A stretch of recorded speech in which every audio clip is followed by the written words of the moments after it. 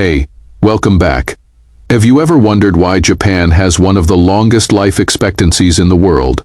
Why their cities are spotless? Why so many people seem calm, focused, and purposeful? It is not genetics. It is not luck. It is habits. Tiny habits that most people overlook.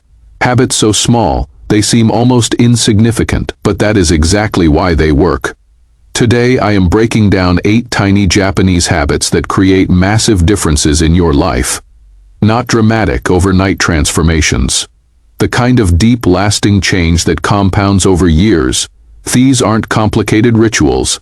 They're not time consuming. They're small, almost effortless actions. But when you do them consistently, they reshape everything. Because in Japan, there is a saying, the nail that sticks out gets hammered down. But there is another side to that philosophy. When everyone moves in harmony, the whole society rises.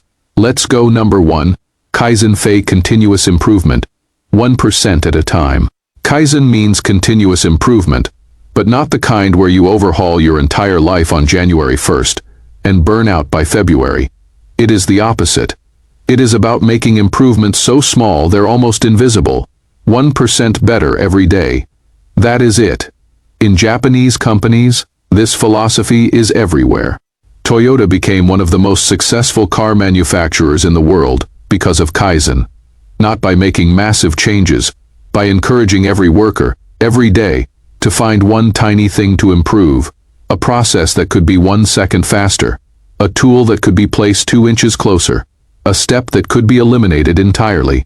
It sounds insignificant, but when you do that every single day for years, the compound effect is staggering. And this doesn't just apply to factories, it applies to your life. Want to get in shape? Don't commit to the gym for an hour every day. Do 1 push-up. Just 1. That is so easy you can't say no. And once you do 1, you'll probably do 5.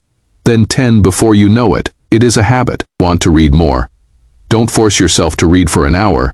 Read 1 page. 1 page is nothing. But 1 page a day is 365 pages a year. That is more than most people read in 5 years. Kaizen removes the friction. It makes improvement invisible until the results become undeniable. The goal isn't to transform overnight. The goal is to never stop moving forward. Number 2. Ikigai Fei, your reason for being. Ikigai is your reason for being. It is the thing that makes you wake up in the morning. Not your job, not your responsibilities. The thing that gives your life meaning. In Okinawa, one of the blue zones where people regularly live past 100, almost everyone can tell you their Ikigai.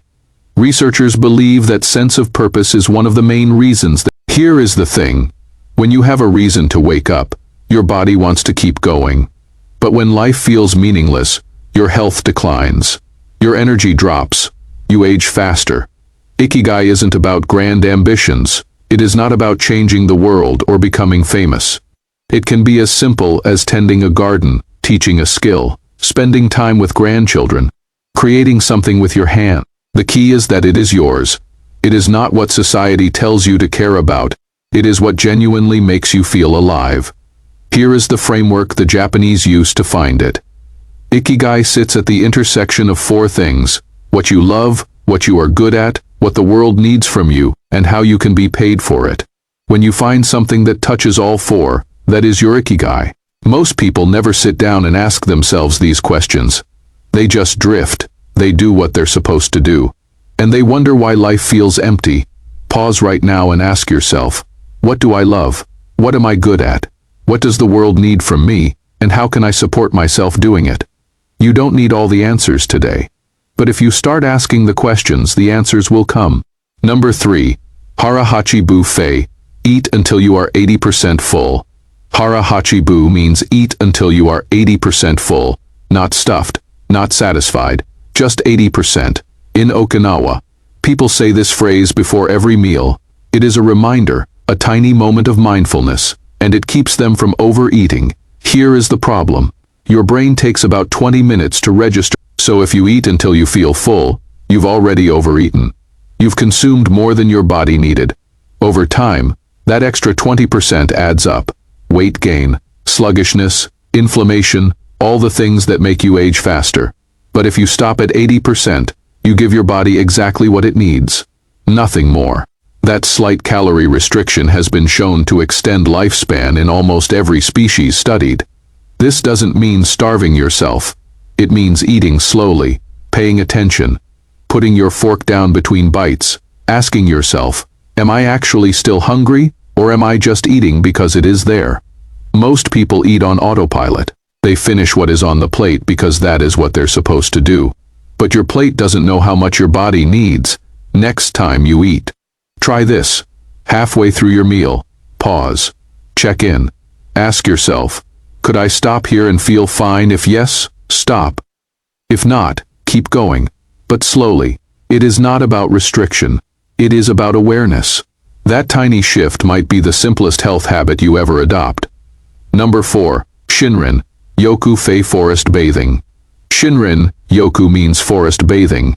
This isn't exercise. It is not hiking. It is simply being in nature, walking slowly, breathing deeply, noticing what is around you. In Japan, doctors actually prescribe this. They'll tell patients to spend time in the forest. Not as a metaphor, as medicine. The science backs it up. When you spend time in nature, your cortisol drops, your blood pressure lowers, your immune system strengthens, even your mood improves. There is something about being surrounded by trees that resets your nervous system. Researchers think it has to do with phytoncides, compounds that trees release to protect themselves from insects. When you breathe them in, your body responds. Your stress hormones decrease. Your parasympathetic nervous system activates. You shift from fight or flight to rest and digest. But here is the thing. You don't need a forest. You don't need to live in Japan. You just need trees. A park, a trail, even a tree. Lined street. The key is to go without distractions. No phone, no podcast, no goal. Just walk slowly and pay attention. Notice the light filtering through the leaves, the sound of the wind, the smell of the earth. Let your mind wander. This isn't wasted time. This is recovery. In a world that is constantly demanding your attention, this tiny practice might be the most important hour of your week. Number 5. Wabi-sabi, the beauty of imperfection. Wabi-sabi is the acceptance of imperfection, the beauty of things that are impermanent, incomplete, and imperfect. In the West, we're obsessed with perfection, flawless skin, perfect bodies, spotless homes, curated Instagram feeds. But that pursuit is exhausting, and it is a lie, because nothing is perfect, nothing lasts forever, and nothing is ever finished. Wabi-sabi says that is okay. In fact, that is where the beauty is. A cracked teacup isn't broken, it is lived. A weathered wooden table isn't old, it is full of history. A wrinkle on your face isn't a flaw, it is a map of your life. When you embrace wabi-sabi, you stop chasing the impossible. You stop comparing yourself to airbrushed images. You stop feeling like you are not enough.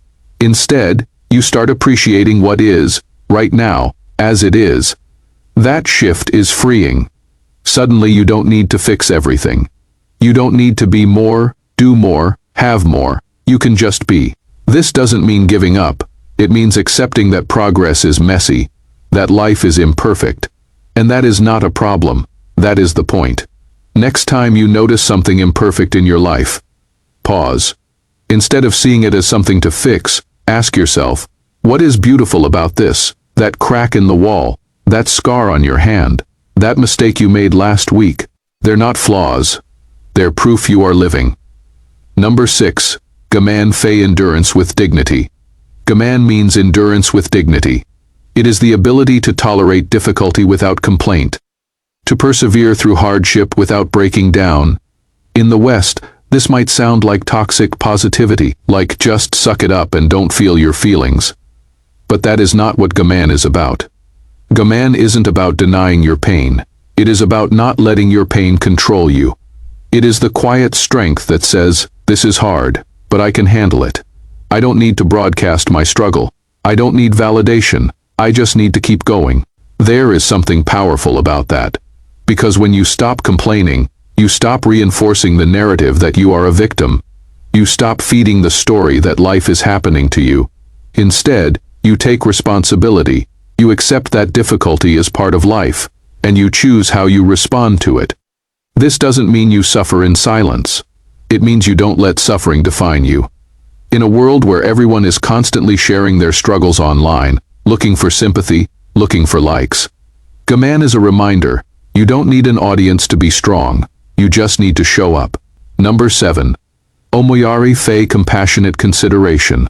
Omoiyari is the ability to put yourself in someone else's shoes, to anticipate their needs before they ask, to act with kindness, not because you have to, but because you are thinking about how your actions affect others. In Japan, this is everywhere. People speak quietly on trains so they don't disturb others. They clean up after themselves in public spaces. They bow when they greet you, not out of subservience, but out of respect. It is a society built on the idea that we're all connected, that your actions ripple outward, that when you make life easier for others, life becomes easier for everyone. This isn't just polite. It is practical. When everyone practices Omoiyari, trust increases, stress decreases, society functions more smoothly. But more than that, Omoiyari makes you happier, because when you shift your focus from yourself to others, your own problems shrink, your perspective widens, and you feel more connected to the world around you. Try this. The next time you are about to do something, pause and ask, how will this affect the people around me? If you are playing music, is it too loud? If you are talking on the phone, are you in someone's way? If you are leaving a space, is it cleaner than when you arrived? These tiny acts of consideration cost you nothing, but they create a ripple effect that changes everything. Number 8. Kintsugi Fei The Art of Repairing with Gold. Kintsugi is the art of repairing broken things with gold. When a bowl or vase breaks in Japan, they don't throw it away. They repair it. But instead of hiding the cracks, they fill them with gold, and the piece becomes more beautiful than it was before. Kintsugi is a metaphor for life. You will break. You will fail. You will be hurt, but that doesn't make you worthless. It makes you real, and when you repair yourself, when you put the pieces back together, those cracks become part of your story. They're not something to hide. They're something to honor. Because the strongest people aren't the ones who never broke. They're the ones who broke and rebuilt themselves, and they carry that gold with them. If you are going through something hard right now, remember this: you are not damaged. You are being transformed, and the version of you that comes out the other side will be stronger, wiser, and more beautiful than before. Don't hide your scars. Let them shine. Here is what you need to remember. These 8 tiny habits aren't quick fixes. They're not life hacks. They're principles. And principles take time. Kaizen teaches you that small improvements compound into massive results. Ikigai gives you a reason to keep going. Hara hachi protects your health with one simple rule. Shinrin-yoku restores your mind in minutes. Wabi-sabi frees you from perfection. Gaman builds your resilience. Omoiyari connects you to others through small acts. Kintsugi reminds you that breaking isn't the end. You don't need to adopt all 8 at once. Pick one. Start tiny. Let it become part of who you are. Then add another. Because the Japanese don't chase transformation. They build it one tiny choice at a time, one small habit at a time. And over the course of a lifetime, those tiny habits create massive differences. A life that is calm, purposeful, and deeply fulfilling. Not because it is perfect, because it is intentional. If this shifted how you think about habits, hit that like button. It helps more people find these tiny practices. Comment below, which of these 8 habits do you need most right now? Subscribe for more videos on quiet wisdom and intentional living. I'll see you in the next one. The secret to massive change isn't doing more. It is doing tiny things consistently, quietly without needing the world to notice. And that is something worth building. Bye.